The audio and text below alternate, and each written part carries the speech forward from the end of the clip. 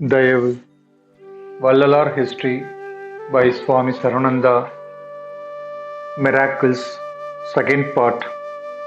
Water poured in a lamp kept it burning for the whole night. In the village Karungudi, where the saint had his residence in the house of one Venkata Rettiyar, one of his devotees, the saint used to go for writing poems throughout day and night. One day, the inmates of Reddy's family had gone out to a nearby village to attend a function and did not return in the night also. There was no oil in the lamp burning in his room. A vessel had been left by his side, and the saint, who was much absorbed in writing the poems, without verifying the contents of the vessel, simply poured it in the lamp and it burned the whole night. The next day, all the family members returned from home and found the vessel containing the water empty. Instead, the lamp was found filled with water and it was burning. Quite astonished to see the miracles did, they used to worship the saint as God with due reverences for his godliness. In one of the poems written by him subsequently, the saint refers to the incident as not a miraculous deed, but treat it as an occurrence for exhibiting the real truth. We shall try to learn about the same in the paragraph coming here under. Generally, a lamp is kept burning with the aid of oil. When it is exhausted, the lamp flickers and ceases to burn. So, also for the existence of the human body, food is the main criteria. Without food the body cannot stand. But in the above case, the lamp is kept burning with the aid of mere water. If that be the case, one can infer that the human body also can survive with the water alone. The saint personifies the lamp as the body of the human being and the water as compassion. Thus he proved that he as a was an embodiment of compassion and did not discard it at any time. His love for humanity at larger and the other living creatures was so intense that he always used to extend his help to the needy. In course of time, this compassion filled the entire body, was transformed into a pure one Suddha Deha and finally immortalized and began to live there forever with eternal bliss. Subsequent pages will throw more light about this subject and so we shall proceed further. The house where the saint lived in Karungudi was a tiled one and Thiru Ooranadigal of Vadalur took possession of the same subsequently and has since constructed a building with the modern structures to have a new look, thereby attracting a large number of people to visit these people at the time of festival. Seventh one, remaining at one end and viewing things at the other end with distinction. An incident relating to his life history in connection with the construction of Wall of True Wisdom Satyanyana Sabha at Vadalur reveals the possession of such power by the saint.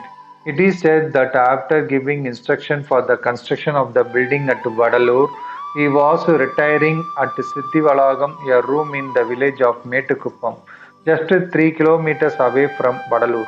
The construction was nearing completion, but he did not turn up. When his followers went to Sithivalagam to convey the news of completion to the saint, he pointed out certain omissions in the construction of the building and urged them to carry out the same. Finding the observation of the saint to be true, they were duly carried out. From this has to be constructed that though the saint was at Sithivalagam, yet he was capable of seeing things happening at Vallalar. Such attainments are very rare, but the saint possessed all such powers. Appearance in a judicial court.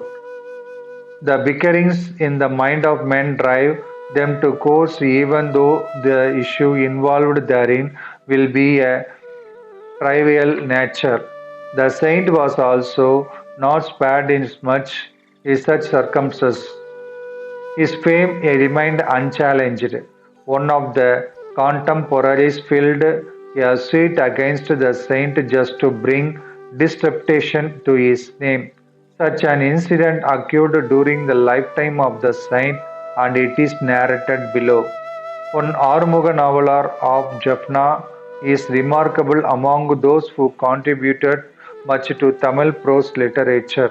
He did memorable work in spreading Saivism and Saivite literature among the public. He became so much jealous towards the saint, he questioned the literature in Arunpa, gift of the divine bliss. The renderings of the latter compiled and published by his discipline.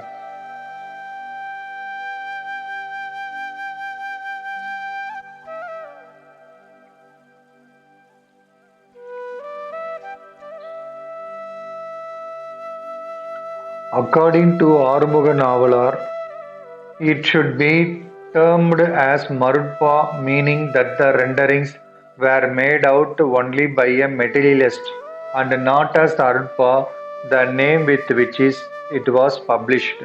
The said noveler thus filled a suit against in the saint in the court of district municipal at Manjakuppam, praying for a decree for the withdrawal of the name Arudpa by the defendant. The case was taken on file by the court, and it ordered the issue of notice to the defendant. On the date of hearing, Noveller was present in the court before time. Soon the Munsif resumed his chair and called on the defendant by name. No sooner his name was called on, the saint entered the hall. The plaintiff stood in the reverence and greeted him with folded hand. His followers who had assembled there also followed suit. The Munsif himself got up from the chair and paid reverence to the saint, but it is said that it happened so without his own knowledge. A divine atmosphere then prevailed in the court hall.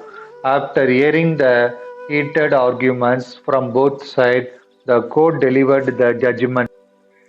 In the course of the judgment, the court held that Arudpa is a valuable treasure to the world in Tamil literature, and its outcome is entirely based on divine inspiration. The plaintiff, who has questioned about the respect he paid to the saint, said that the defendant is a wise and noble soul possessing extraordinary powers as a gift from the Almighty. This is the reason that made him to give reverence to the saint. The court also held that in as much as that on his own admission that the saint is a wise cultured soul, it cannot be argued that his renderings were of all of a worldly nature.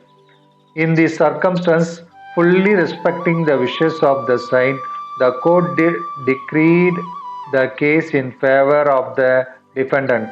It is to be seen that his district munsif was who was elevated to the position of a judge to the Chennai High Court is none else than Justice Muthusamy Iyer, whose judgments are of a sane nature, and as a memorable to him, a statue has been erected and seen in the High Court buildings, Chennai. Countless were the miracles performed by the saint, and pages will not be enough in this small book to bring out all his miracles. It is enough to know that he is an embodiment of all powers. With this, we shall proceed to the next topic. Thank you.